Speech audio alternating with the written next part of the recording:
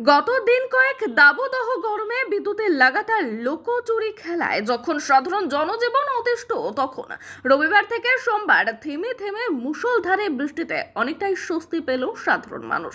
উল্লেখ্য, গত বেশ কিছুদিন যাবৎ গন্ডাছড়ায় গরমের তাপমাত্রা বেড়ে যায়। প্রখর রৌদ্রে ও অতিরিক্ত তাপমাত্রায় জনজীবন অতিষ্ঠ হয়ে উঠেছিল। কিছুটা স্বস্তি পেতে বৃষ্টির প্রার্থনা করেছিল সাধারণ মানুষ। শেষে রবিবার বিকাল থেকে গন্ডাছড়ায় শুরু হয় মুষলধারে বৃষ্টি থেমে থেমে চলে সোমবার বিকেল নাগাদ। প্রচন্ড দাবদাহের মাঝে ওই বৃষ্টি অনেকটাই স্বস্তির নিঃশ্বাস এনে দেয় সাধারণ মানুষের মধ্যে। হাঁপ ছেড়ে বাঁচে সাধারণ লোকজন। কিন্তু বিদ্যুৎ দপ্তরের বিরুদ্ধে বহু অভিযোগ এনেছেন মহকুমার আম জনতা।